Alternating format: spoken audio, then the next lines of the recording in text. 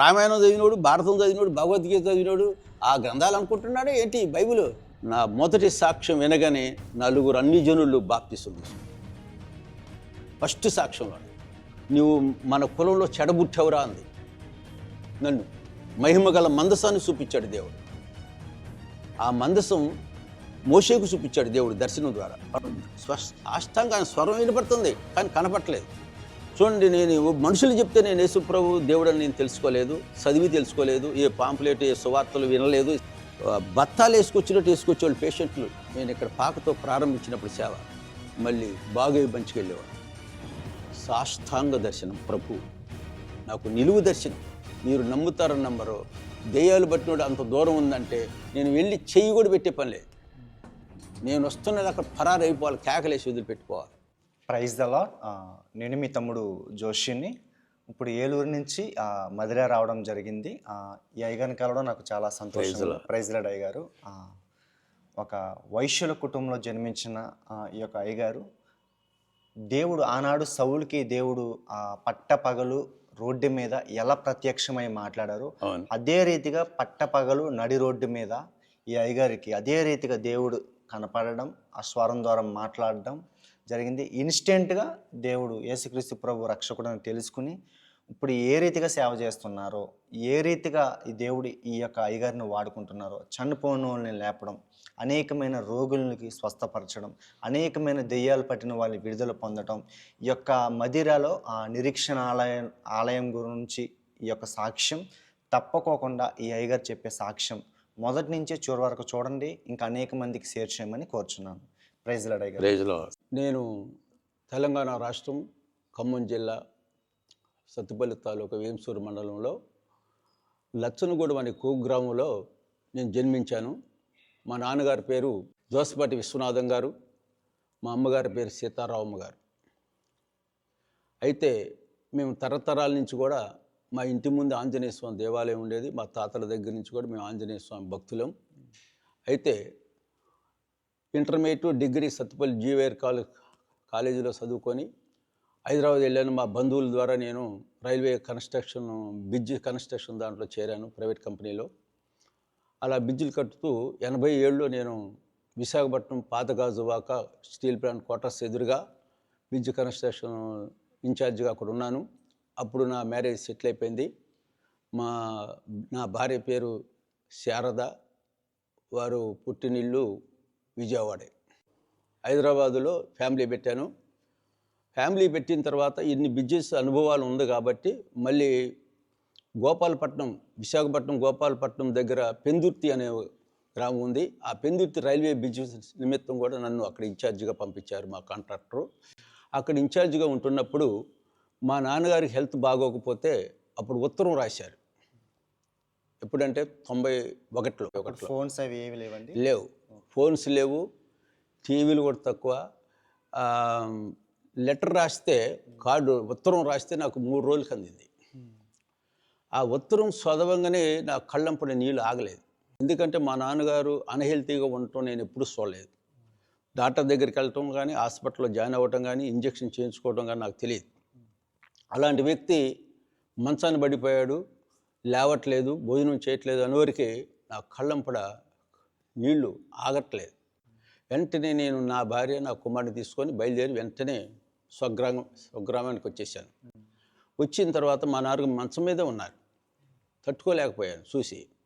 వెంటనే న్యూజివేడ్లో నాకు డాక్టర్ ఒక ఆయన తెలుసుంటే నేను వెంటనే న్యూజివేడ్ వెళ్ళి డాక్టర్ గారిని కన్సల్ట్ చేశాను. అండి, మా నాన్నగారి పరిస్థితి ఇది, మరి నేనేం చేయాలి, ఏం చేస్తే బాగుంటుంది, లేకపోతే ఇక్కడ తీసుకురమ్మంటారంటే నా దగ్గరికి తీసుకురావద్దు, ఎక్కడికి తీసుకోవద్దు, నువ్వు అర్జెంటుగా మీ నాన్నగారిని హైదరాబాద్ తీసుకెళ్ళమన్నారు.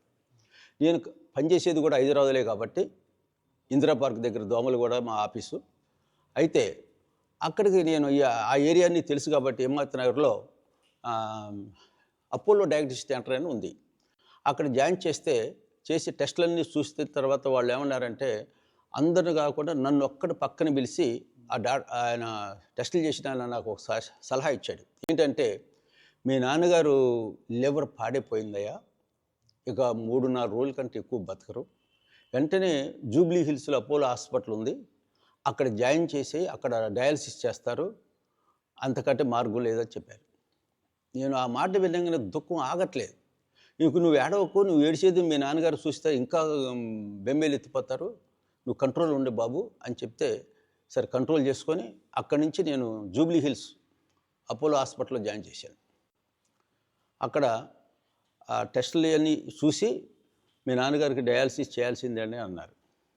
డయాలసిస్ చేయాలంటే ఆ పేషెంట్ దగ్గర ఒక్కళ్ళే ఉండాలి. మా అన్నయ్య గారి నుంచి నేను మా అమ్మగారు అపోలో హాస్పిటల్ ఎదురుగా ఒక బిల్డింగ్ అద్దెకి తీసుకొని రాత్రంతా కూడా నేను విగ్రహాలకు పూజ చేస్తున్నా, దేవతలకు పూజ చేస్తున్నా. ఎందుకంటే మా ఆరాధ్య దైవం ఆంజనేయుడు చిరంజీవి అన్నమాట. ఆయనకి ఆంధ్రప్రదేశ్లో ఉమ్మడి రాష్ట్రం అప్పుడు పుణ్యక్షేత్రాలన్నిటికీ మొక్కున్నాను. మొక్కుని తెల్లవార్లు ఒక్క గంట కూడా నేను నిద్రపోలే. తెల్లవార్లు 5:30 వరకు కూడా పూజలు చేస్తూనే ఉన్నాం, మొక్కుబళ్ళు మొక్కుంటూనే ఉన్నాం. అక్కడ డయాలసిస్ జరుగుతుంది హాస్పిటల్లో. మా నాన్నగారు పక్కన మా అన్నయ్య గారు ఒక్కరే ఉన్నారు. అయితే తెల్లవారింది, అది మే 21వ తారీఖు. తెల్లవారింది, ఆ బిల్డింగ్ దిగేసి నేను అపోలో గ్రౌండ్లోకి వెళ్తున్నా. ఎందుకంటే ఆంజనేయుడు తప్పకుండా మా నాన్నగారిని కాపాడు ఉంటాడు. తర్వాత ఇన్ని దేవతలు మేము మొక్కున్నాం, ఇన్ని పుణ్యక్షేత్రాలు, ఏ దేవుడో ఒక దేవుడు మన కరుణిస్తాడు, మా నాన్నగారు కాపాడుతారు అనే ఉద్దేశంతో దిగి అపోలో గ్రౌండ్లోకి వెళ్తున్నాను. ఎంటర్ అయ్యాను. అప్పుడు ఇంత డెవలప్ లేదు 91లో. ఒక అపరిచితుడు నాకు ఎదురొచ్చి ఏమంటున్నాడంటే, ఏమండి రాత్రి తెల్లవారుజామున మీ నాన్నగారు చనిపోయారండి అన్నాడు. అదేంటి, నువ్వు ఎవరో నాకు తెలియదు కదా, నేనెవరో నీకు తెలియదు, మీ నాన్నగారు చనిపోయేవారు నువ్వు ఎలా అంటున్నావు అన్నా. అవునండి, నేను మధ్యాహ్నం మీరు హాస్పిటల్లో జాయిన్ చేసేటప్పుడు మేము పక్కనే ఉన్నామండి, అందుకే తెలుసు కాబట్టి చెప్తున్నామన్నాడు. అది వాస్తవం, కరెక్టే. మా నాన్నగారు చనిపోవడం ఏంటి, నేను ఎవరు నమ్ముకున్నాను? చిరంజీవి ఆంజనేయుడు ఎప్పుడు ఉండేవాడు. అలాంటి దేవుడు మా నాన్నగారిని కాపాడలేదా? అయినా ఎన్ని పుణ్యక్షేత్రాలు, ఇంత దేవతలకు, ఎంతమంది దేవతలకు మొక్కున్నాను కదా, ఏ దేవుడు కాపాడలేదా అని నిశ్చేష్టునైపోయాను. ఆ గ్రౌండ్లో ఎత్తిన కాలు ఎత్తినట్టు ఆగిపోయింది. చెప్పి వెళ్ళిపోయాడు. ఆ గ్రౌండ్లో ఉదయం 6 గంటలప్పుడు ఎవ్వరు లేరు, నేను తప్ప. అలా ఎత్తినట్టు ఆగిపోయాను. ఆకాశం నుండి దేవుడు మాట్లాడటం మొదలుపెట్టాడు.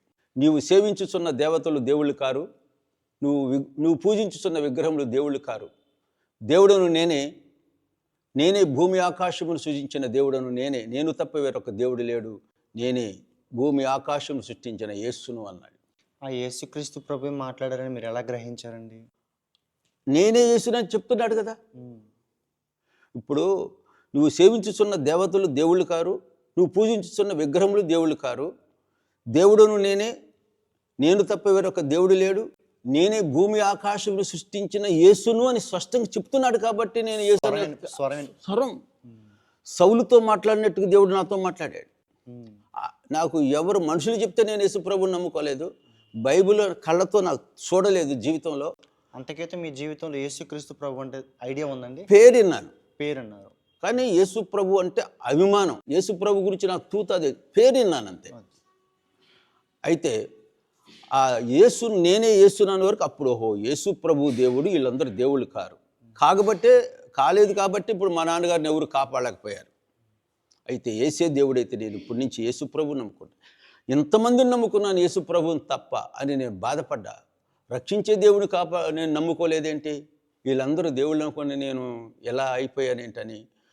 మా నాన్నగారు చనిపోయి అప్పుడు 1 అవర్ అయింది. నా అంతరంగంలో మార్పు కలిగిపోయింది. ఎందుకంటే దేవుడు మాట్లాడితే బండలు బద్దలైపోతాయి. ఎంత కఠినాత్ముడితో దేవుడు మాట్లాడినా కూడా అంతరంగంలో మార్పు కలిగిపోయింది. చూడండి, నేను మనుషులు చెప్తే నేను యేసు ప్రభు దేవుడు అని నేను తెలుసుకోలేదు, చదివి తెలుసుకోలేదు, ఏ పాంప్లెట్ ఏ సువార్తలు వినలేదు, సభలు లేవు, ఎప్పుడు వినలేదు, బైబిల్ కళ్ళతో చూడలేదు. నేను మా నాన్నగారు చనిపోయిన 2 గంటలకి నేను యేసు ప్రభువు నమ్ముకున్నాను. మా నాన్నగారి దగ్గర డెడ్ బాడీ దగ్గరికి వెళ్ళేటప్పుడు యేసు ప్రభువు నమ్ముకొని వెళ్ళా యేసు ప్రభు దగ్గరికి.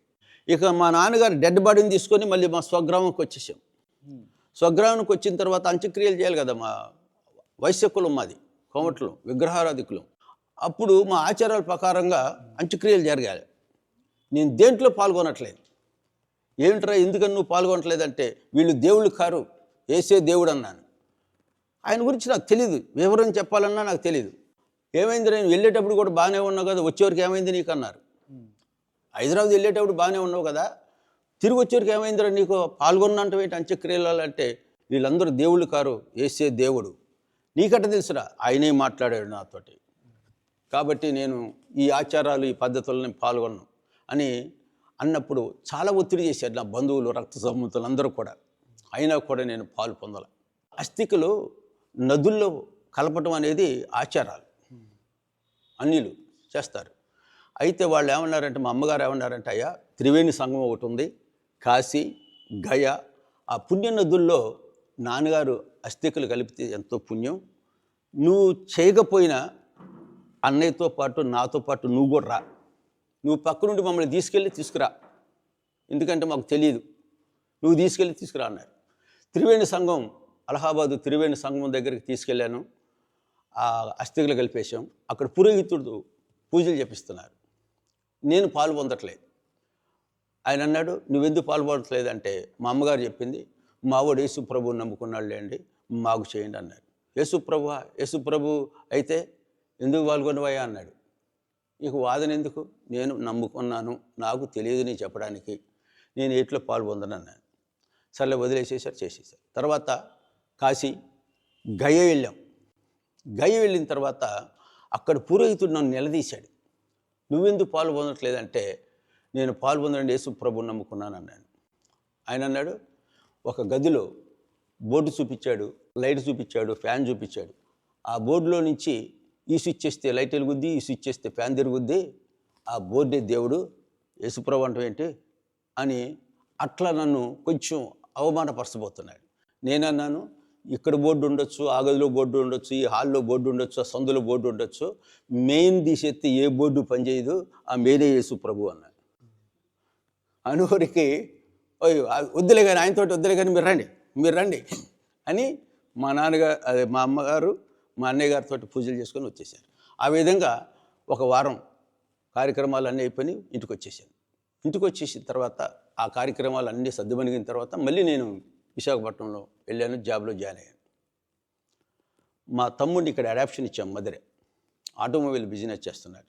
వారు డివైడ్ అయిన తర్వాత మా తమ్ముడు వచ్చి విశాఖపట్నం వచ్చి, అన్నయ్య ఈ ఉద్యోగాలు ఎందుకు, నువ్వు మన ఇద్దరం కలిసి ఆటోమొబైల్ బిజినెస్ చేద్దాం, నువ్వు మధురై వచ్చేసాయి అన్నాడు. అరే నేను రానురా, నాకు ఇక్కడ బోర్డు మంది వర్కర్స్ ఉంటారు, నాకు చక్క ఇన్ఛార్జి, కారు గీరు అంత పెద్ద అటాసం ఉంది, నా లెవెల్ వేరు, రైల్వే ఎంప్లాయీస్ సైతం కూడా వచ్చి నాకు సెల్యూట్ చేస్తారు, నమస్కారం చేస్తారు, నేను ఈ స్టేటస్ను వదిలిపెట్టి నేను అక్కడ రాను అన్నాను. 3 రోజులు బతినాడు, వెళ్ళాడు, రానన్నాను. మావాడు వెళ్ళిపోయిన తర్వాత ఒకరోజు మార్నింగ్ నేను సైట్లోకి వెళ్ళాను, బిజీ కన్స్ట్రక్షన్ జరుగుతున్న ప్లేస్లోకి వెళ్ళాను. ఉదయం 8:30 గంటలకు వెళ్తాను. 8:30కి వెళ్ళాను. సైట్లో పొజిషన్ అంతా చూసి మెటీరియల్ ఏంటి, వర్కర్స్ ఏంటి, వర్క్ ఏంటి అని యజమాషి చేసుకోవడానికి వెళ్ళాను. 8:30కి మళ్ళీ దేవుడు మాట్లాడటం మొదలుపెట్టాడు. 8:30 నుంచి 9 వరకు ½ అన్ అవర్ మాట్లాడాడు దేవుడు. నువ్వు మధురై వెళ్ళు అన్నాడు. నాకు మధురై వెళ్ళటం ఇష్టం లేదు. మావాడు వచ్చి 3 రోజులు బతినాల్లో కూడా నేను వెళ్ళలేదు. నాకు మధురై వెళ్ళటం ఇష్టం లేదు. ఆయన అర్ధగంట మాట్లాడుతున్నా కూడా నేను సైలెంట్గానే ఉన్నా, సమాధానం ఇవ్వలేదు. ఎందుకంటే మనసులో వెళ్ళాలని లేదు కాబట్టి. ఆ రోజు అయిపోయింది. తెల్లారు ఉదయం మళ్ళీ 2వ రోజు మార్నింగ్ 8:30కి వెళ్ళే సైట్కి. మళ్ళీ 8:30 నుంచి మళ్ళీ 9 వరకు మళ్ళీ మాట్లాడుతున్నాడు. ½ అన్ అవర్ మాట్లాడాడు. స్వరం వినిపిస్తుంది, సాష్టంగా స్వరం వినపడుతుంది కానీ కనపట్లేదు. దేవుడు మాట్లాడుతున్నాడు. అర్ధగంట మాట్లాడాడు. ఆ 2వ రోజు కూడా బలవంతంగా నేను ఏం మాట్లాడలేదు, సమాధానం ఇవ్వట్లేదు దేవుడికి. కారణం ఏంటంటే నా మనసులో అక్కడికి వెళ్ళాలని లేదు కాబట్టి. 3వ రోజు మాట్లాడటం మామూలుగా లేదు, వార్నింగ్ లాగా ఉంది. అది లోపల దడబడుతుంది నాకు.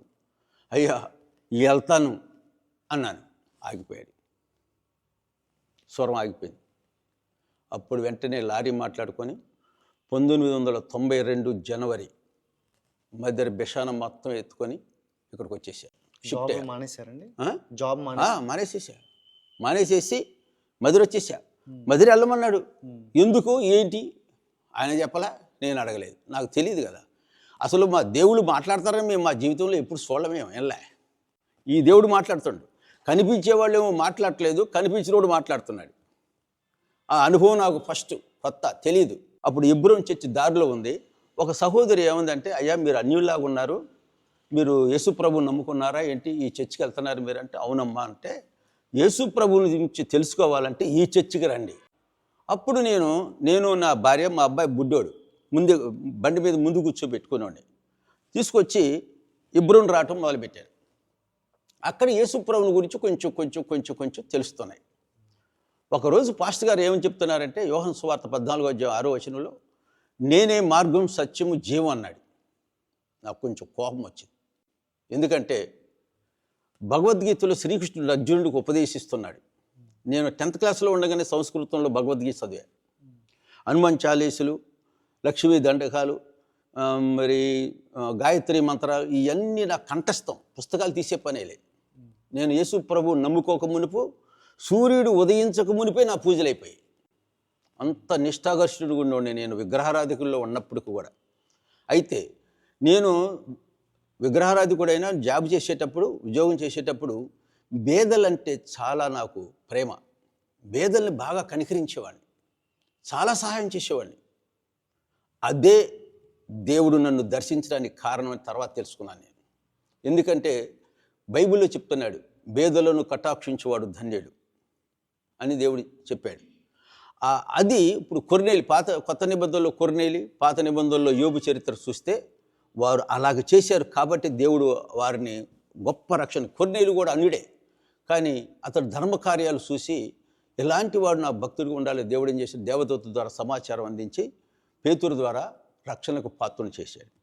అలాగే దేవుడు నా కార్యాలు, నా క్రియలు చూసి దేవుడు నాతో మాట్లాడి అంతటి ఆకర్షించుకొని ఆయన గొప్ప రక్షణకు నన్ను పాత్రను చేశాడు. మరి అట్లా ఒక రకంగా నేను బలపడుతున్నాను. ఇక్కడికి వచ్చేవరకు ఆ మాట విని, ఏంటి శ్రీకృష్ణుడు అర్జునుడికి చెప్పిన మాట ఇప్పుడు యేసు ప్రభు చెప్పాడా? వీళ్ళు చదువు రానోళ్ళు, మన గ్రంథాల్లో కాపీలు కొట్టారు, వీళ్ళు కొట్టి మళ్ళీ మనకే చెప్తున్నారు వీళ్ళు అని నేను అపార్థం చేసుకున్నాను బైబిల్. ఈ మధ్యలో మా బావమరిది వివాహము, పరిశుద్ధ వివాహం ఉయ్యూరులో జరుగుతుంటే మా మామగారికి ఒక్కతే కూతురు, నా భార్య, 3 కొడుకులు. నన్ను ముందుగానే 3 రోజులు ముందుగానే పిలిచారు. అక్కడికి వెళ్ళిన రోజు నుంచి తుఫాను ప్రారంభమైంది. అది మామూలు తుఫాను కాదు, భయంకరమైన తుఫాను. అందరం కలిసి ప్రార్థన చేస్తున్నాం, ఈరోజు తగ్గిపోద్ది అని. తెల్లారి ఏమీ తగ్గట్లేదు. 2వ రోజు పగలు, సాయంత్రం, రాత్రి, రోజుకు 3 సార్లు అందరం కూర్చొని ప్రార్థన చేస్తున్నాం. ఎంత ప్రార్థన చేసినా, ఎంతమంది ప్రార్థన చేసినా తుఫాన్ అనేది తగ్గట్లేదు. 3వ రోజు కూడా వచ్చేసింది. ఉదయం 10ంటికి మ్యారేజ్ పామర్లో, చర్చిలో. నేను అనుకున్న ఈ రోజు ఖచ్చితంగా తగ్గిపోద్ది, దేవుడు మన ప్రార్థన ఆలకిస్తాడు, మ్యారేజ్కి ఎలాంటి ఆటంకాలు ఉండవు అనుకున్నాను. కానీ ఆ రోజు కూడా తగ్గలేదని మ్యారేజ్ ఆపరు కదా. మా వాళ్ళు, నా భార్య, మా అత్తగారు, మామగారు, మా బామ్మరిది వీళ్ళందరూ కార్లలో వెళ్ళిపోయారు. నేను, మా పెద్ద బామ్మరిది, మా అబ్బాయి ఉన్నాం. ఒక జీప్ మాట్లాడుకొని వెళ్తా ఉన్నాం 9ంటప్పుడు. ఉయ్యూరు దాటాము, పామర్కి 10 కిలోమీటర్ల డిస్టెన్స్ ఉంటుంది. అయితే చూడండి, ఆ రోడ్డు తప్ప ఇటు అటు అసలు ఏ భూమి కనపట్ల, అంతా జలమయమే. అయితే ఆ జీపు డ్రైవర్ అంటాడు, ఏమండి బ్రేక్ ఫెయిల్ అయిపోయిందండి అన్నాడు. బ్రేక్ ఫెయిల్ అయిపోతే ఇప్పుడు ఏదైనా యాక్సిడెంట్ అయితే ఏంటి? పెళ్ళకపోద్ది కదా మాకు ఏదైనా యాక్సిడెంట్ అయిపోతే. ఇప్పుడు ఇదేంటి, ఎలా అనుకుంటుంటే పర్లంగు దూరంలో ఒక చెట్టు కనపడిందండి, ఇంతలో చెట్టు.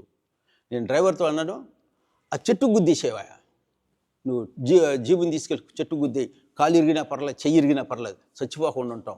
ఏదో యాక్సిడెంట్ అయితే లేకపోతే అటు కాలంలో పడిపోయినా ఇటు కాలంలో పడిపోయి మునిగిపోతాం, ఎవరెవరు చనిపోతే మ్యారేజ్ అయిపోద్ది అని అంటే వామ్మో అన్నాడు ఫస్ట్. తర్వాత చేసేది ఏమి లేక వాడు కూడా ఏమనుకున్నాడంటే, స్టీరింగ్ గబగబ దగ్గరకు వచ్చేస్తుంది చెట్టు, గబగబ తిప్పుతుంటే స్టీరింగ్ కూడా ఫెయిల్ అయిపోయింది. అయ్యగారు స్టీరింగ్ కూడా ఫెయిల్ అయిపోయింది అన్నాడు. ఇటు బ్రేక్ ఫెయిల్ అయిపోయింది, స్టీరింగ్ ఫెయిల్ అయిపోయింది. దేవుడు గుర్తొచ్చాడు నాకు, యేసు ప్రభు. అయ్యా, మా నాన్నగారు చనిపోయినప్పుడు నువ్వు సేవించుతున్న దేవతలు దేవుళ్ళు కారన్నావు, నువ్వు పూజించుతున్న విగ్రహములు దేవుళ్ళు కారన్నావు కదా, నేనే దేవుడు, నేను తప్ప వేరొక దేవుడు లేడన్నావు, నీవే దేవుడు అయితే ఈ యాక్సిడెంట్ నుంచి నా ప్రాణం కాపాడు అని మనసులో అనుకున్న. ప్రార్థన చేసే సమయం లేదు. అప్పటికి 25-30 అడుగుల దూరంలోనే ఉంది చెట్టు. నేను కళ్ళు తెరిచేవరకు చెట్టు కూడా దాటిపోయింది. అద్భుతమైన రీతిలో ఎలా కాపాడాడంటే, చెట్టు దాటి 20 అడుగుల దూరం పోయిందండి జీబు. సడన్ బ్రేక్ వేసినట్టు ఆగిపోయింది. ఆగిపోవడం కాదు, మళ్ళీ వెనక్కి వచ్చేసింది. వెనక్కి వచ్చి ఏ చెట్టు అయితే ఆధారం కోల్పోయారు అనుకున్న ఆ చెట్టు గుద్ది ఆగిపోయింది. చెట్టు కొమ్మ ఇరిగి కొమ్మ లోపలికి దూసుకొచ్చేసింది జీబులోకి. మా బామ్మర్దికి ఇలా కొసిపోయింది, మొత్తం రక్తమే, చెవు ఇటు సైడు మొత్తం రక్తమే. ఆ గుద్దుడికి వాచి తెగి అవతల పడింది, నా కళ్ళోడు అక్కడో పడిపోయింది, ఆ మోకాళ్ళు పోయి ముందు డాష్ బోర్డు గుద్దుకున్నాయి.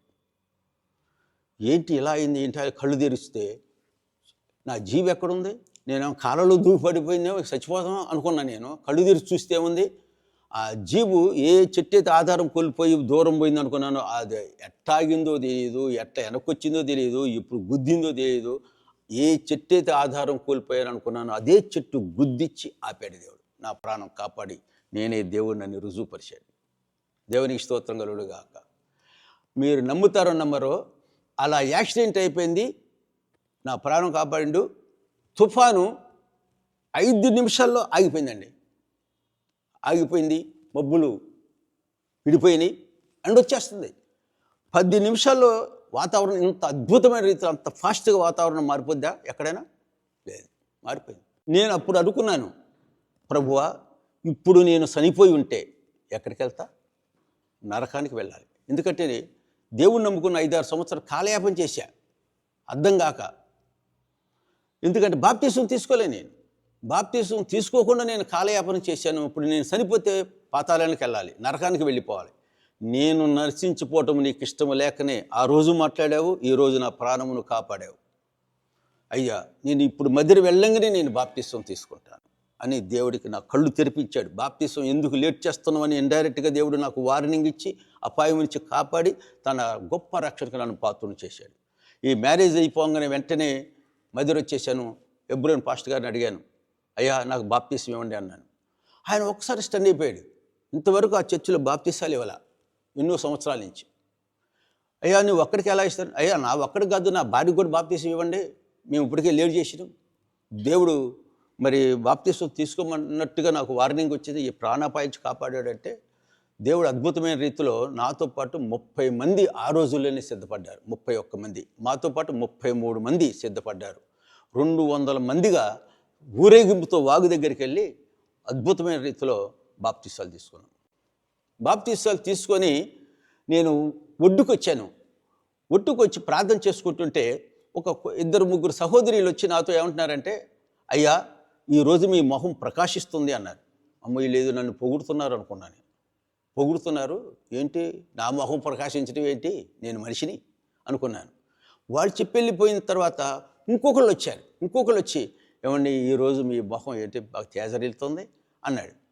ఇందాక వాళ్ళు అన్నారు, ఇప్పుడు ఏనన్నాడు, నా మొహం ప్రకాశించడం ఏంటి అనుకున్నా, నాకు అర్థం తెలియదు. తర్వాత 4 రోజులకి న్యూజిలాండ్లో పరిశుద్ధ వివాహం, మా కజిన్ సిస్టర్ ఉంది, వాళ్ళ అమ్మాయి వివాహం కోసం వెళ్ళాం.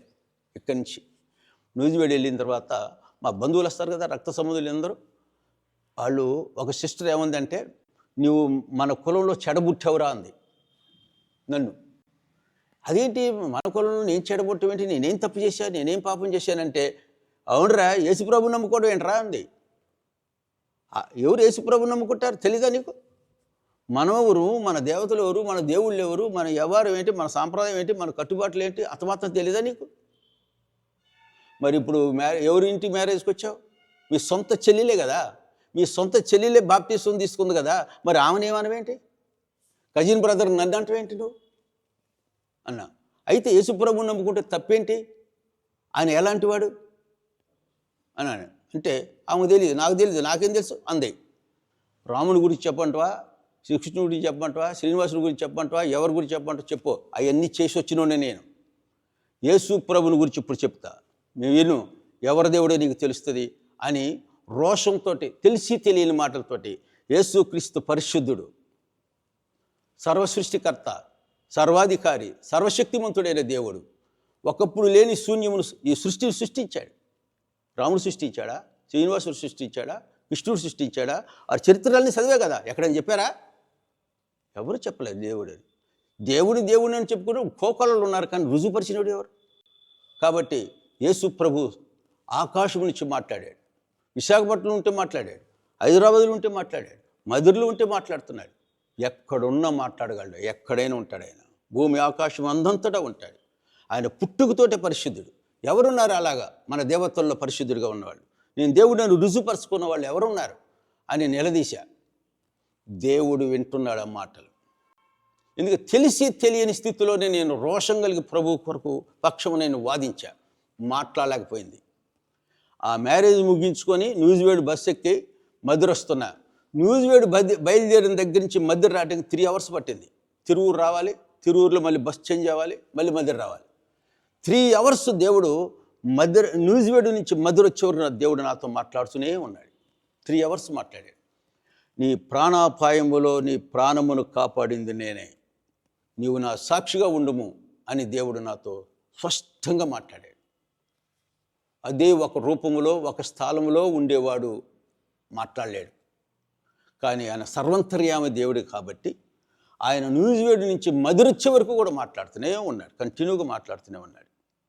ఇంటికి వచ్చేసాను. నా భార్యతో చెప్పా, ఏంటి దేవుడు న్యూజివేడ్ బయలుదేరిన దగ్గర నుంచి మధుర వచ్చే వరకు కూడా దేవుడు నన్ను నేను నీ ప్రాణమును కాపాడింది నేనే, నా సాక్షిగా ఉండమని మాట్లాడుతున్నాడు అంటే నా భార్య ఏముందంటే, దేవుడు మాట్లాడాడు కాబట్టి ఎక్కడ ఆయన సాక్షిగా ఉండాలో దేవుడే చూసుకుంటాడులే, మీరెందుకు వరి అవుతారో ఆగండి. అప్పుడు ఒక సహోదరుడు, ఈ పెనుగొన్న సహోదరుడు వెంకటేశ్వర్లని, ఆయన మా ఇంటికి రావటం తటస్థించింది. తెల్లారే, అయ్యగారు మీరు దేవుడిని నమ్ముకున్నట్టు తెలిసింది, మధురలో వైశ్య కులంలో దేవుణ్ణి నమ్ముకున్న వాళ్ళు ఒకళ్ళు ఉన్నారా అని నేను విని ఆశ్చర్యపోయి ఇప్పుడు మీ ఇంటి ఎదుక్కుంటూ వచ్చేసానండి. మీరు నేను కూడా సేవ చేస్తున్నాను, పెనుగొలను వచ్చి మా సంఘంలో సాక్ష్యం చెప్పండి అన్నాడు. దేవుడు చూడండి, దేవుడు ముందు మాట్లాడాడు. వెంటనే ఎక్కడ సాక్ష్యం చెప్పాలో అతను నడిపించాడు. మా ఇంటికి తెప్పించేసి అక్కడికి వెళ్ళి సాక్ష్యం చెప్పించాడు. నా మొదటి సాక్ష్యం వినగానే 4 అన్ని జనులు బాప్తిసం తీసుకున్నారు. ఫస్ట్ సాక్ష్యంలోనే దేవుడు ఒకరోజు ఏమన్నాడంటే, నువ్వు నా సేవ చేయమన్నాడు. నాకు బైబిలే అర్థం కాలేదు, యేసుప్రభువు గురించి పూర్తిగా వివరం తెలియదు, దేవుడు ఎవరో ఇవన్నీ ఏంటో కూడా నాకు తెలియదు. నేను సేవ ఎలా చేస్తా ప్రభువా? పాత నిబంధన కొత్త నిబంధనకి అర్థం తెలియదు, వ్యత్యాసం తెలియదు, వాడి డెఫినేషన్ తెలియదు నాకు, నేను ఎలా సేవ చేయగలను ప్రభువా అని దేవుడిని అడుగుతున్నాను. దేవుడు మరలా ఈ మధ్యలో ఎక్కడ స్థలం తీసుకోవాలో ఈ స్థలాన్ని దేవుడు నాకు దర్శనంలో చూపించాడు. ఇక్కడ చర్చి ఎలా కట్టాలో, దానికి ఏం పేరు పెట్టాలో, భవిష్యత్తులో ఇది ఎలా డెవలప్ అవుతుందో కూడా దేవుడు నాకు దర్శనంలో చూపించాడు. అనుకోని విధంగా, అంటే చెప్పాలంటే ఇక చాలా టైం పడుతుంది, అనుకోని విధంగా ఈ స్థలం దేవుడు నాకు ఏర్పరిచాడు. నేను పూరి పాకతో ప్రారంభించాను సేవ. అయితే దేవుడు సేవ పిలిచాడు కదా, నేను సేవ రావాలంటే నాకు తెలియదు అన్నాను. ఈ మధ్యలో నేను చర్చికి వెళ్తుంటే ఒకరోజు పాస్టర్ గారు ఏం చెప్తున్నారంటే, నేను నిన్న నేడు రేపు భూత వర్తమాన భవిష్యత్ కాలములో ఉండే దేవుడని, నేను ఎప్పుడు ఉండే దేవుడను అన్నాడు. ఎప్పుడు ఉండే దేవుడైతే నాకు ఇప్పుడు కూడా ఉన్నట్టేగా అయ్యా. అప్పుడు నాకు అనిపించింది, 2000 సంవత్సరాల క్రితం నేను పుట్టిన యేసు ప్రభుని కనులార చూసేవాడినేమో, నా జన్మ ధన్యమైపోయేదేమో అనుకొని బాధపడుతున్న సమయంలో నిన్న నేడు రేపు ఏకరీతిగా ఉన్న ఏకైక దేవుని అనే వరకు నాకు ఎక్కలేని ఆత్మస్థైర్యం వచ్చేసింది. ఇప్పుడు కూడా ఉన్నాడా దేవుడు? అయితే ఇప్పుడు కూడా ఉండేవాడైతే నాకు కనపడని ప్రభుని, అయ్యా నువ్వు నాతో మాట్లాడుతున్నావు కానీ కనిపించలేదు, నిన్ను చూడాలని ఆశ ఉందయ్యా, నాకు కనపడి ప్రభు అని ఆ రోజు నుంచి ప్రార్థించడం మొదలుపెట్టాను. ప్రతిరోజు షాపు నుంచి ఇంటికి వెళ్ళిన తర్వాత 10 గంటలకు ప్రారంభించండి. నా భార్య నా బిడ్డలు పనుకున్న తర్వాత 10 గంటలకు ప్రారంభించి 12:30 1 గంట వరకు ప్రార్థించేవాడిని ప్రభువు కోసం, ఆయన ప్రత్యక్షత కోసం, ఆయన చూడాలని ఆశతో. ఒక రోజు కాదు, ఒక వారం కాదు, ఒక నెల కాదు, 3 మాసాలు కంటిన్యూగా అలాగ ప్రార్థన చేస్తున్న పట్టుదలతో. నువ్వు నాకు కనబడాలి అని ప్రార్థన చేస్తుంటే పరలోకం చూపించాడు, మహిమగల మందసాన్ని చూపించాడు దేవుడు. ఆ మందసం మోషేకు చూపించాడు దేవుడు దర్శనం ద్వారా, పరలోకంలో ఉన్న మందసాన్ని. ఆ మందసాన్ని నాకు చూపించాడు. దాని భావం తెలియదు. నేను చర్చికి వచ్చి పాస్టర్ గారికి చెప్పాను, అయ్యా నాకు ప్రభువు కోసం ప్రార్థన చేస్తుంటే ఈ 3 మాసాలకి ఈ పరలోకం మహిమగల మందసం చూపించాడండి అయ్యగారు, దీని అర్థం ఏంటండి అని అడిగాను. మందసం చూసావా నువ్వు? మందసం చూసే ధన్యత ఇచ్చాడు దేవుడు నీకు? పాస్టర్ గారు ఆశ్చర్యపోయాడు. ఏంటంటే, ఎందుకయ్యా అట్లా అంటున్నారంటే, దేవుడు చూసిన వాళ్ళు ఉన్నారు, పరలోకం చూసిన వాళ్ళు ఉన్నారు, దేవుని స్వరం విన్న వాళ్ళు ఉన్నారు, అన్నీ ఉన్నాయి, కానీ మహిమగల మందసం చూశాను అన్నవాళ్ళు ఇంతవరకు ఏ సంస్థలో లేదు. భక్త్ సింగర్స్ కూడా చెప్పిన అనుభవాలు లేవు. దేవదాస్ అయ్య గారు కానీ ఎక్కడ పెద్ద పెద్ద దైవజనులు పూర్వం మన రాష్ట్రాల్లో ఉన్నటువంటి దైవజనులు ఎవ్వరు చెప్పలా. నేను మందసం చూశాను అన్నవాళ్ళు ఇంతవరకు ఎవరు నేను వినలేదు. ఇప్పుడు నీ నోటుకుని తింటున్నాను. ఎంత పెద్ద పెద్ద వాళ్ళు దొరకని ధన్యత నీకు దొరికింది. ఎంత ధన్యుడు అయ్యా నువ్వు. విశ్వాసిగా ఉంటుండగానే నువ్వు ఇంత ధన్యత పొందావా అని అంటే, ఏమో అంత ధన్యత దేవుడు నాకు ఇచ్చాడేమో అనుకున్నా, కానీ దాని వివరం తెలియదు. తర్వాత నేను ఇంటికి వెళ్ళి దేవుని ఏమని అడుగుతున్నానంటే, ప్రభువా, సమస్తమును సృష్టించిన దేవుడు, పరలోకాన్ని చూపించావు, మహిమగల మందసాన్ని చూపించావు, కానీ అన్నిటిని సృజించినాను, నీవు కనపడాలి ప్రభువా అని ప్రార్థన ఆపల. మళ్ళీ కఠోర దీక్ష చేసే ప్రార్థనలో నేను విగ్రహారాధికుడిగా ఉన్నప్పుడు అంతే, యేసు ప్రభు నమ్ముకున్న తర్వాత కూడా అదే పౌరుషం, అదే పట్టుదల ప్రార్థనలో వేడవకుండా మళ్ళీ 3 మాసాలు అదే ప్రార్థన చేస్తున్నాను. 3వ మాసంలో అంటే ఫస్ట్ 3 మాసాలు, ఇది రెండోసారి 3, అంటే టోటల్గా 6 months. ఆ రోజు తెల్లవారుజామున 3 గంటలు అయిందండి. అంటే ఎక్కువసేపు, ఇంకా ఎక్కువ గంటలు ఎక్కువ ప్రార్థన చేస్తున్నా. ఇక ఓపిక లేక అలా ఒరిగిపోయా మంచం మీద. మంచం పక్కన అయ్యో కింద ఒరిగిపోతున్నాను. లేచి మంచం మీద అలా పనుకున్నానండి. ఎదురుగా నేను మంచం గడేసి ఉంది, అది డోర్లు గడేసి ఉంది, టవర్ బోర్డులు పెట్టుంది. సాష్టాంగ దర్శనం, ప్రభు నాకు నిలువు దర్శనం, కళ్ళారా చూస్తున్నా నేను. తలుపులు వేసే ఉన్నాయి, గడి పెట్టే ఉంది, టవర్ బోర్డులు పెట్టే ఉన్నాయి. సాష్టాంగ దర్శనం, నిలువు దర్శనం, ప్రభు. ఎడం చేతిలో బైబిల్ ఉంది, చూస్తున్నా. ఆహా, ధన్యుని అనుకున్నా. ప్రభు నా కాళ్ళ వైపు ఉన్నాడు అని వెంటనే లేచి కాళ్ళు ముడుచుకుంటున్నా. ప్రభు నా కాళ్ళ వైపు ఉన్నాడని. ఆ ప్రభు అంటున్నాడు, అలాగే ఉండు, అలాగే ఉండు అన్నాడు. మళ్ళీ అనుకున్నా, ప్రభు నా దగ్గరికి నడిచి వస్తున్నాడు, ఏం చేస్తాడా అని చూస్తూ ఉన్నా ప్రభువుని. అప్పుడు చేతిలో బైబిల్ పెట్టి ఇలా అన్నాడు, మాయమైపోయింది. నా చేతిని కుడి చేతితోటి నోరు తెరిచాడు, నోట్లో పోసేసాడు, దవల్లో ఇట్లా మూసేశాడు. టంగును మోగినాయి. ఇటు చూశారు, ప్రభు లేడు, అదృశ్యమైపోయాడు. చూడండి, ప్రభువుని చూడాలన్న నా ఆశ తీర్చాడు. ఈ సేవ చేయాలంటే నాకు బైబిల్ తెలియదంటే బైబిలే నూరిసి పోసేశాడు. ఎంత ధన్యత ఇచ్చాడు చూడండి. అది వాక్యానుసారమైన దర్శనం. ఇది కూడా నేను దైవజనుడికి చెప్పాను, అయ్యా నాకు ఇలా జరిగింది. 3 మాసాల క్రితం అలా మహిమగల మందసం చూపించాడు. మళ్ళీ 3 మాసాలకు ప్రభువే నాకు ప్రత్యక్షమై ఇలా బైబిల్ తినిపించాడంటే ఇది వాక్యానుసారమైన దర్శనం బాబు, నువ్వు ఎంత ధన్యుడు అయ్యా అన్నారు. పాస్టరే అన్నాడు. ఇది యేస్కేలు గ్రంథం 2వ అధ్యాయం 3వ అధ్యాయంలో, నరపుత్రుడా నేను ఇచ్చిన దాన్ని భుజించుమని ఆ బైబిల్ తిని అది నూరి ఆ నోట్లో పోసాడు భక్తుడి చేతులు. అదే వాక్యానుసారమైన దర్శనం దేవుడు నాకు చూపించాడు. అదే విధంగా మీకు కూడా దేవుడు, అదే విధంగా ప్రభువు కూడా నా దగ్గరకు వచ్చి ఆయన స్వహస్తంతో నా నోరు తెరిచి బైబిల్ నోట్లో పోసేసి, బైబిల్లో స్పష్టంగా వాక్యానుసారమైన దర్శనం అంటే నాకు తెలియదు, పాస్టర్ గారు చెప్తే నేను అప్పుడు చూసా. అక్కడ పాస్టర్ గారిని అడిగేవాడిని నేను, అయ్యా మరి నాకు ఈ దర్శనం వచ్చింది, మరి ఏంటి అని అడిగితే ఆ దైవజనుడు నాతో చెప్పారు. ఇదిగో చూడండి, ఈ 2వ అధ్యాయము 5-6 వచనాలు. నరపుత్రుడా నీవు బ్రహ్మదండి చెట్లలోనూ ముండ్ల తుప్పల్లోనూ తిరుగుచున్నావు, తేళ్ల మధ్య నివసించుచున్నావు. అయినను ఆ జనులకు భయపడకు, వారి మాటలకు భయపడకు. వారు తిరుగుబాటు చేయవారు, వారికి భయపడకు. వారు తిరుగుబాటు చేయువారు కనుక వారు వినినను వినకపోయినను నేను సెలవిచ్చిన మాట నువ్వు వారికి తెలియజేయి. నరపుత్రుడా వారు తిరుగుబాటు చేసినట్లు నీవు చేయక నేను నీతో చెప్పు మాటలు విని నోరు తెరిచి నేనిచ్చు దాన్ని భుజించుము అన్నాడు. ఇది దేవుడు చెప్పింది. నేను చూచుచుండగా చూడండి, గ్రంథమును పట్టుకొని నా ఒక చెయ్యి నా యొద్దకు చాపబడేది.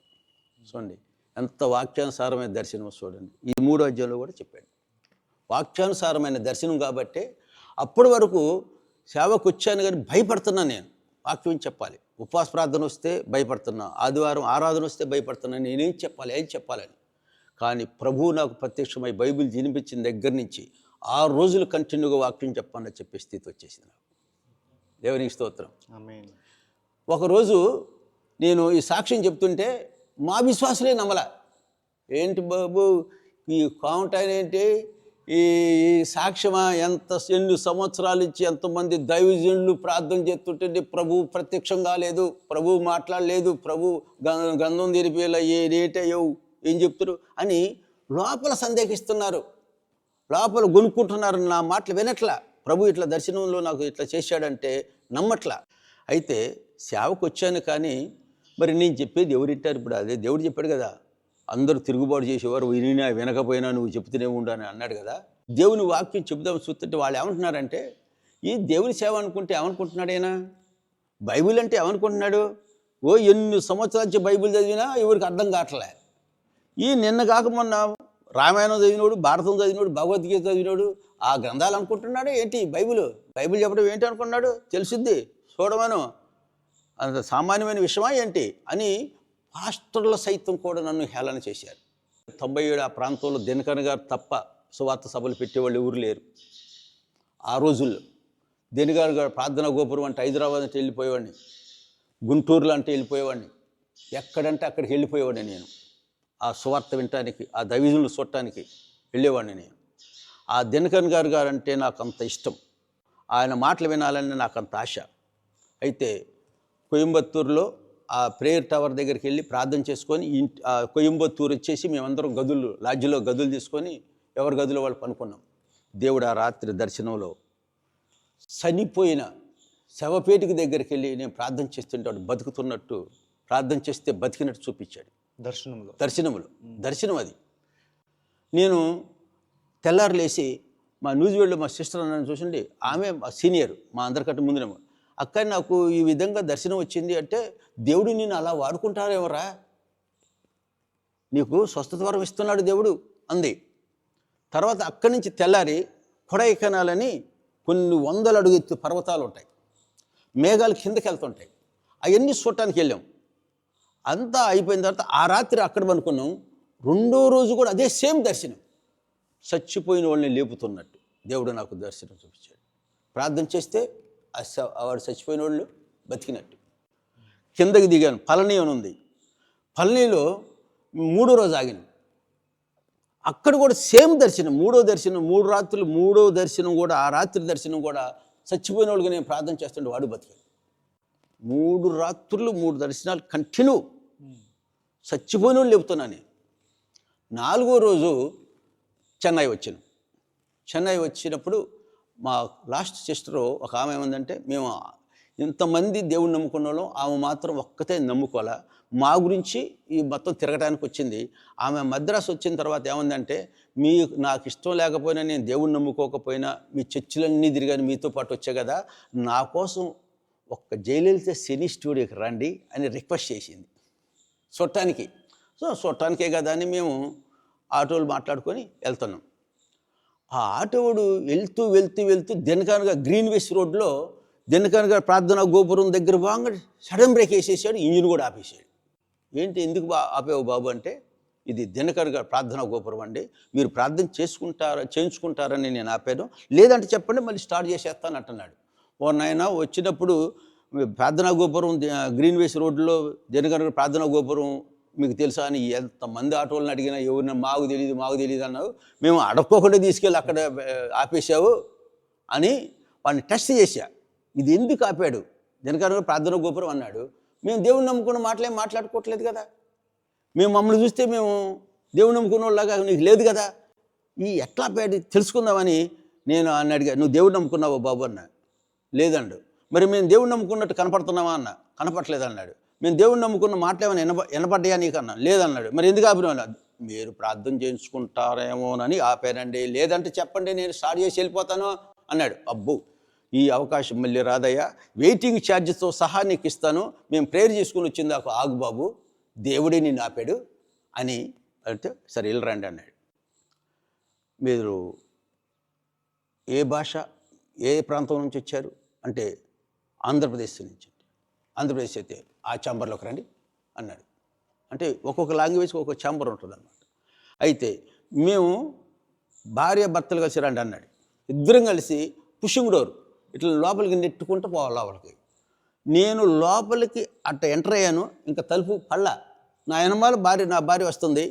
ఆ దైవజనుడు చేతులెత్తి ప్రవశిస్తూనే ఉన్నాడు. అక్కడ మీరు ఎవరండి, ఎందుకు వచ్చారు, ఎక్కడి నుంచి వచ్చారు, మీ ప్రార్థన అవసరం అసలు ఏమీ అడగలేదండి. మా మొహం కూడా చూడలేదు ఆయన మొహం నేను చూడలేదు. అట్లా ఎంటర్ అయితేనే ఉన్నాం, చేతులు పైకెత్తేసి ఆకాశం వైపు ఎత్తి ప్రవశిస్తుండు. నా కుమారుడా, 3 దినముల నుంచి నేను దర్శిస్తున్నాను, నిన్ను పరిశుద్ధాత్మతో నింపుతున్నాను, నువ్వు అనేక రోగులను స్వస్థపరుస్తావు, అనేక దెయ్యములు వెళ్ళగొడతావు, అనేక ఆత్మలు రక్షిస్తావు. ఈ మాటలు నీకు చెప్పడం కొరకే. ఇంకోటి కూడా అన్నాడు, పరిశుద్ధాత్మ దేవుడు నీలో, నీ ముందు పక్కన ఆవరించి ఉన్నాడు. ఈ 3 దినముల నుంచి నేను సందర్శిస్తున్నాను. ఈ మాటలు నీకు చెప్పుట కొరకే నిన్ను నా మందిరంలోనికి రప్పించుకున్నానని. ఆటో వాడు ఎందుకు ఆపాడా అనుకున్నాను. ఆయన ప్రవచిస్తుంటే నా కళ్ళు పడ నీళ్లు బొట్టబొట్ట కారిపోతాయి. అప్పటి వరకు కూడా మీరంటే ఆయనకి తెలియదు, అసలు మొహమే చూడలేదండి. ఆయన మొహం నేను చూడలేదు, నా మొహం ఆయన చూడలేదు. మీరు ఎక్కడి నుంచి వచ్చారు ఏంటి అసలు ఏం మాట్లాడుకోకుండా అట్లా ఎంటర్ అయితేనే మనం చేతులతో ప్రవశిస్తూనే ఉన్నాడు. ఇంకా ఆయన ఎవరు చూసినా అసలు మాట సంభాషణే లేదు. మొహం కూడా కనీసం నేను చూడలేదు, నా మొహం ఆయన కూడా చూడలేదు. డోర్ లేపి డోర్ నెట్టుకుంటూ లోపలికి వస్తాను ప్రవశిస్తూనే ఉన్నాడు. ఎంత ఆశ్చర్యంగా ఉందంటే ఆ ప్రవచనాలు అన్నీ అయిపోయిన తర్వాత, అయ్యగారు దేవుడు నన్ను సేవకు పిలిచాడు, మరి నేను చెప్పే మాటలు ఎవరు వింటారయ్యా, యేసుప్రభు సేవ ఎట్ట చేయాలి నాకు అర్థం కావట్లేదు అని అడిగితే ఆయన అన్నాడు, ఆయన శిష్యులు ఎవరు అదేనా తెలుసా నీకు అన్నాడు. తెలుసు అన్న. ఎవరు అన్నాడు, చేపలు పట్టుకునేవాళ్ళు, చెప్పులు కొట్టుకునేవాళ్ళు అన్నాడు. మరి వాళ్ళు ఎట్ట సువార్త చేశారు ప్రపంచం మొత్తం తిరిగి అన్నాడు. అదే అర్థం కావట్లేదండి అన్న. ఏమి చూశారో ఏమి విన్నారో అవే చెప్పారయ్యా, అదే సువార్త, అదే సేవ అన్నాడు. అప్పుడు ధైర్యం వచ్చింది నాకు. ఇక ఇంటికి వచ్చానండి. ఆ టూర్ అంతా అయిపోయిన తర్వాత మీరు నమ్ముతారో నమ్మరో, దెయ్యాలు పట్టినోడు అంత దూరం ఉందంటే నేను వెళ్ళి చెయ్యి కూడా పెట్టే పని లేదు. నేను వస్తున్నది అక్కడ పరారు అయిపోవాలి, కేకలేసి వదిలిపెట్టుకోవాలి. బత్తాలు వేసుకొచ్చినట్టు వేసుకొచ్చేవాళ్ళు పేషెంట్లు. నేను ఇక్కడ పాకతో ప్రారంభించినప్పుడు సేవ మళ్ళీ బాగా మంచిగా వెళ్ళేవాళ్ళు. అంత అద్భుతమైన రీతిలో నేను అన్యుణ్ణి సేవకు వచ్చా. మరి ఎవరెవరు, ఏ గ్రామం ఎవరో, ఎక్కడ ఎవరో తెలియదు. దేవుడే తీసుకొచ్చేవాడు. ఒక గ్రామం నుంచి ఒక రోగి స్వస్థపరిస్తే ఆ ఊరిలో చాలామంది ప్రేరేపించబడి వచ్చేవాళ్ళు. అలాగా అనేక గ్రామాల నుంచి ఈరోజు ఇప్పుడు 100 మంది వస్తున్నారు. ఆ రోజు నుంచి ఈ రోజు వరకు కూడా దేవుడు నన్ను వాడుకుంటూనే ఉన్నాడు, గొప్పగా వాడుకుంటున్నాడు. దేవుడు సేవ చేస్తున్నాడు. సేవకు దేవుడు నన్ను పిలిచిన సంవత్సరమే అప్పవాది, అప్పుడు మా అత్తగారు మా మామగారు వాళ్ళు హైదరాబాదులో ఉంటున్నారు, మలకపేటలో. మా అబ్బాయి మా అత్తగారి ఇంటి దగ్గర ఉండి చదువుకున్నాడు, గుడ్డోడు. వాడు దీపావళి పండగ సందర్భంలో ఆలీలు కాల్చుకుని అని పోగు చేస్తున్నాడు పొద్దున పూట. ఆ పోగు చేసేటప్పుడు ఎట్ట పేలిందో ఒకటి మా అబ్బాయి మొహం మీద పడిపోయింది, మొత్తం కాలిపోయింది. కళ్ళజోడు ఉంది, కళ్ళజోడు లేకపోతే కళ్ళు కూడా పోయాయి, కళ్ళజోడు కూడా కమిరిపోయిందండి. సేవకు దేవుడు పిలిచిన కొద్ది రోజులకే నాకు ఇలా అయింది. నేను ఆ మాట, ఆ వార్త వినగానే నేను నా భార్యకి అవధుల్లేవు. మా దుఃఖానికి ఒక్కడే కొడుకు, ఎట్టయిపోయింది ఏంటి, వాడి భవిష్యత్తు ఏంటి అని ఆ దుఃఖానికి అవధుల్లేవు. వెంటనే బస్సు మాట్లాడి టికెట్ తీసుకుని హైదరాబాద్ వెళ్ళాను. హైదరాబాద్ వెళ్తే మా వాడు మొహం చూడంగానే కడుపు తరిక్కిపోయింది మా జీవితాలు. ప్రభువా, ఇన్ని అద్భుతాలు చేశావు, నీ సేవకు పిలిచావు, వ్యాపారం వదిలిపెట్టి వచ్చాను, లక్షల ఆదాయం వదిలిపెట్టి వచ్చేసాను, ఏంటయ్యా ఈ పరిస్థితి, నాకు ఒక్క కొడుకే ఇలా అవటం ఏంటి ప్రభువా అని ప్రార్థన చేశాం. ఆ మధ్యాహ్నం సమయంలో ఆ ఇంటి దగ్గర ఉండేవాళ్ళు విశ్వాసులు మేమందరం కలిసి మావాడి మధ్యలో మోకరిల్లమని మేము 10 మంది ప్రార్థించడం మొదలుపెట్టామండి. ఒకళ్ళం మొదలు పెడితే 2 గంటలు టైం పట్టింది అందరం ప్రార్థించేసేవారికి. 2 గంటలు మా అబ్బాయి మోకరిల్లే ఉన్నాడు. తర్వాత మా అబ్బాయి పేరు హితేష్ అంటుంటే వాడు పలకట్ల, ఎంత అరుస్తున్నా ఎంత కదిలిస్తున్నా పలకట్ల, లీనమైపోయాడు ప్రభువులో. ఇక నేను మరలా ప్రార్థన చేద్దాం పట్టండి అని మళ్ళీ ప్రార్థన చేస్తే క్లుప్తంగా చేసినా కూడా మళ్ళీ 30 గంట పైన పట్టింది. అప్పటికి 3 అవర్స్ మావాడు మోకరిల్లే ఉన్నాడు. పిలుస్తుంటే పలకట్ల, ఇట్లా ఊపుతున్నా పలకట్లేదు. నాకు భయం వేస్తుంది, అనుభవాలు లేవు. ఏంటి అరా అని గట్టిగా గిచ్చితే అప్పుడు లేచాడు. ఎందుకు నన్ను డిస్టర్బ్ చేస్తున్నారు, నేను ప్రభువుతో మాట్లాడుతున్నాను, ప్రభువా నువ్వు నన్ను స్వస్థపరిచే వరకు నేను మోకరిల్లి దిగను అని ప్రభుతో అంటున్నాడట మావాడు దర్శనంలో. ఆ మోకరిల్లి 3 గంటలు మావాడు ఆ మోకరిల్లే ఉన్నాడు మధ్యాహ్నం సమయంలో. నాకు అప్పుడు పశ్చాత్తాపం కలిగింది. ప్రభు మావాడు అంత పట్టుదలతో ప్రార్థన చేస్తున్నాడు, దేవునితో మాట్లాడుతున్నాడు, అనవసరంగా మనమే డిస్టర్బ్ చేసామని బాధపడ్డా. ప్రభు క్షమించవయ్యా అన్నాను. ఆ రాత్రి మళ్ళీ ప్రార్థన చేసుకొని అందరం పనుకున్నాం. ఆ రాత్రి ప్రభు దర్శనంలో మా బాబుని ముట్టాడు, ఇలా అన్నాడట. అంతే, తెల్లారిపాడు మొత్తం రాలిపోయి నల్లగైన మొహం. మావాడు ఎంత ఫారినర్ లాగా ఉంటాడండి, వైట్గా ఉంటాడు. మొహం నల్లగా అయిపోయింది.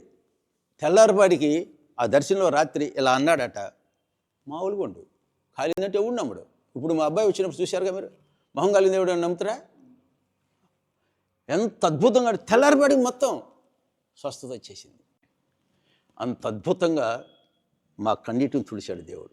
అలాగే నేను నా జీవితంలో కూడా ఇక్కడ జిలుగుమాడు ఉంటుంది, ఈ రోడ్డు అవతల జిలుగుమాడు ఉంటుంది. ఒక అబ్బాయి 7-8 సంవత్సరాల వయసు, హాస్పిటల్ నుంచి తీసుకుపోయినమ్మా, లాభం లేదు, అయిపోయింది, తీసుకుపోయింది అన్నారు. తీసుకుపోయారు. ఇక లాస్ట్ గుటకేసి చేస్తే ఇక తీసుకుపోదామని పాడి గీడ అన్నీ కూడా ఏర్పాట్లు చేసేసారు. అప్పుడు మా విశ్వాసులు నాకు ఫోన్ చేసి, అయ్యగారు మీరు అర్జెంటుగా ఈ జిలుగుమాడు గ్రామం రండి అన్నారు. వెళ్ళా, తెలియదు ఎందుకని చెప్పలా, అలా చోటకి రండి అన్నారు. వస్తే ఏముంది, ఆ ఇంటింతా ఏడుపులే. ఆ మంచం మీద ఎప్పుడు లాస్ట్ గుడకేసేస్తారు, తీసుకుని దాని మీద పనుకో పెడదాం చూస్తున్నారు. పాడి కూడా ఏర్పాటు చేస్తున్నారండి, అందరూ ఏడుస్తున్నారు.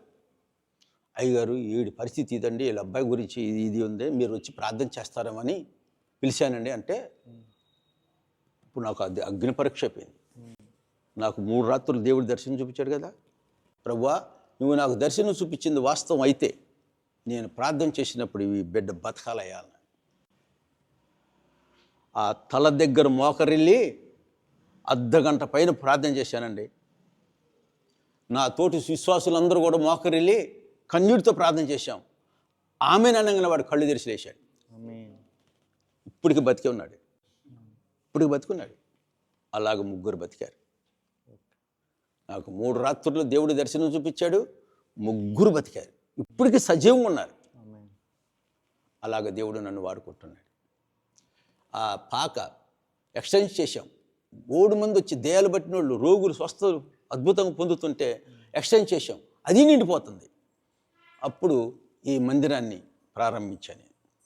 ఈ మందిరం ప్రారంభించాలంటే నా దగ్గర డబ్బులు, వ్యాపారం వదిలిపెట్టి వచ్చాను. అప్పుడు 2 ప్లాట్లు అమ్ముకొని చర్చి కట్టాను. చర్చిలు కట్టిన తర్వాత సభలు పెట్టడం 2001లో పర్వత సూర్యనారాయణ గారిని ఫస్ట్ తీసుకొచ్చారు 2001లో. అలాగో కొన్ని సంవత్సరాల పాటు అనేక మంది దైవజనుల్ని ప్రతి సంవత్సరం తీసుకొచ్చి సువార్త సభలు పెట్టేవాడిని ఇక్కడ. అట్లా ఈ నిరీక్షణాలయం చాలామందికి తెలిసింది. క్రమక్రమంగా ఇప్పుడు చర్చి మొత్తం నిండిపోతుంది. అందరూ వస్తే చర్చి చాలదు, ఇంకా బయట ఉంటారు. ఇప్పుడు మా అబ్బాయి ఐర్లాండ్లో ఉన్నాడు, ఇంగ్లాండ్ పక్కన. వాడికి దర్శనంలో చూపించాడు దేవుడు. ఇదిగా దీనికి 4-5 రెట్లు పైన ఉంటుంది. అంత పెద్ద సంఘం డాడీ, అంత పెద్ద చర్చి దేవుడు మనకు ఏర్పాటు చేస్తున్నాడు, నాకు దర్శనంలో చూపించాడు. ఈ మధ్య పట్టణంలో కాదు, ఈ ప్రాంతంలో ఎక్కడా లేదు మనంత పెద్ద చర్చి. దేవుడు నాకు దర్శనంలో చూపించాడంటే అప్పుడు నేను దేవుడిని స్తోత్రం చెప్పే కారణం ఏంటంటే, దేవుడు నన్ను సేవకు పిలిచినప్పుడు ఈ చూపించినవి తూచా తప్పకుండా అన్నీ నెరవేర్చాడు, ఏ ఒక్కటి కూడా వదిలిపెట్టలా. అలాగే నా తర్వాత నా కుమారుని కూడా దేవుడు భవిష్యత్తులో వాడుకోబోతున్నాడు బలంగా అని. నా కుమారుడు చూపించి నా దేవుడు నెరవేరుస్తాడు, నాకు చూపించి నెరవేర్చిన దేవుడు నా కుమారుడు చూపించి కూడా నెరవేరుస్తాడని నేను నా అబ్బాయి గురించి కూడా మా అత్తగారికి చాలామందికి దర్శనాలు చూపించాడు. మా అబ్బాయి సభల్లో నిలబడి ఇట్లా చెయ్యెత్తితే అంత దూరం ఉండేవాళ్ళు పడిపోతున్నారు. మీటింగులకు వచ్చినాడు. అంత బలంగా దేవుడు నా కుమారుడు వాడుకోబోతున్నాడు. నా కుటుంబం ధన్యకరంగా దేవుడు మార్చాడు. బహుధైర్యంగా నేను యేసు ప్రభువుని గురించి అందరికీ సాక్ష్యం ఇవ్వబోతున్నాను. దేవుని మహిమార్థంగా నా సేవ జరుగుతుంది. నేను అన్ని జనులకి సువార్త ఎలా చేయాలో, క్రైస్తవులు అనేవారికి దేవునికి సువార్త ఎలా చేయాలో, ఎవరికి ఎలా యేసు ప్రభువుని గురించి చెప్పాలో నాకు బాగా అనుభవం.